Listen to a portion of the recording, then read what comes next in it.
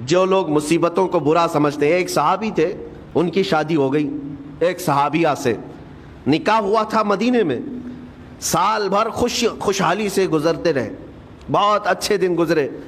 سال ختم ہونے کو تھا کہ خاتون جو ہے لڑائی کرنا شروع کر دیتی، کہتی ہے مجھے تمہارے ساتھ رہنا نہیں، مجھے طلاق چاہیے، ڈائریکٹ طلاق۔ تو صحابی نے کہا ہوا کیا؟ وہ صحابیہ کہتی تھی نہیں مجھے تمہارے ساتھ رہنا نہیں۔ اس صحابی نے کہا ٹھیک ہے اگر ایسا ہی ہے تو حضور پاک صلی اللہ علیہ وسلم کے پاس چلتے ہیں، وہاں جا کر فیصلہ کرا لیں گے۔ تو وہ صحابیہ مان گئیں، کہا چلو چلتے ہیں۔ تو دونوں چلے جا رہے تھے اپنے گھر سے، حضور پاک صلی اللہ علیہ وسلم کے دربار میں فیصلہ کروانا ہے۔ چلتے وقت راستے میں ایک پتھر سے ٹھوکر لگ گئی اس صحابی کو، اور اتنی تیز ٹھوکر لگی کہ ان کا ناخن اکھڑ گیا۔ اب وہ ان کی خاتون جو بیوی صحابیاں ہیں وہ فوراً اپنے دوپٹے کا کپڑا پھاڑ کر کے انگلی کو باندھتی ہیں اور خون روکتی ہیں، اور اس کے بعد کہتی ہے چلو واپس گھر چلتے ہیں۔ گھر واپس آنے کے بعد وہ کہتی مجھے طلاق نہیں چاہیے، ساتھ میں رہوں گی۔ کہا عورتوں کا موڈ، عورتوں کا اس طرح کا فیصلہ کیا بات ہے؟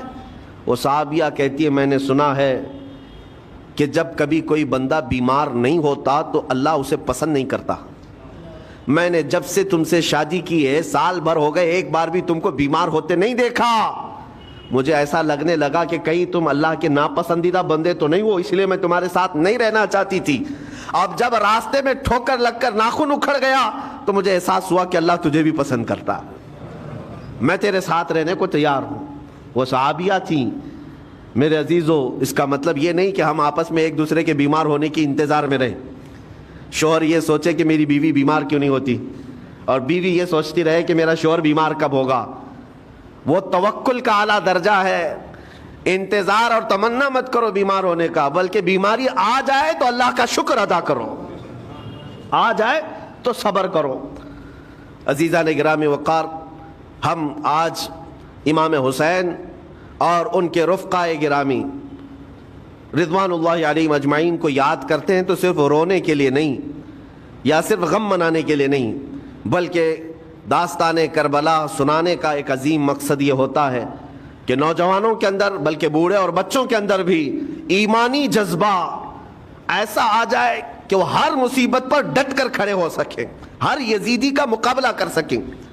ایک تو اس کا میسج یہ ہے، اور دوسرا میسج یہ ہے کہ چاہے جیسی بھی مصیبتیں آئیں ایمان کے ساتھ رہنا ہے، صبر اور شکر کو ہرگز نہیں چھوڑنا ہے۔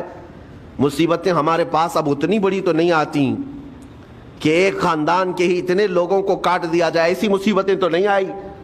اب جو کچھ بھی آتی ہیں ہمارے ساتھ وہ مال کی کمی کی، کبھی دکان میں دھندا نہیں چلتا، کبھی بچے کسی کو نہیں ہو رہے ہیں، یا پھر گھر میں کوئی بیمار ہے، کوئی مستقل بیماری آ گئی ہے، یہی تو مصیبتیں ہیں۔ مومن کے لیے یہ قید خانہ ہے، زیادہ آسائش اور آرام کی فکر نہ کرو۔ یہ دنیا مومن کے لیے قید خانہ ہے۔ اسی لیے شاعر نے کیا خوب کہا، جب کسی کا انتقال ہوتا ہے، ایک سچے مومن کا انتقال ہوتا ہے، تو لوگ کہتے فلاں مر گیا فلاں مر گیا، تو ایک شاعر نے بہت اچھے انداز سے کہا ہے کہ کون کہتا ہے کہ مومن مر گیا؟ جو سچا مومن ہے اس کے لیے کہہ رہا ہوں۔ وہ شاعر نے کہا کون کہتا ہے کہ مومن مر گیا؟ قید سے چھوٹا وہ اپنے گھر گیا۔ حقیقت تو یہ، قید سے چھوٹا وہ اپنے گھر گیا۔ یہاں دنیا میں زیادہ آسائش، زیادہ آرام کی طلب انسان کو مغرور بنا دیتی ہے، تکبر والا بنا دیتی ہے، گھمنڈی بنا دیتی ہے۔ اور اللہ تبارک و تعالیٰ کی بارگاہ میں ہمیشہ سر بسجود رہنے والا وہ بندہ ہے جو مصیبتوں میں گھرا رہتا ہے۔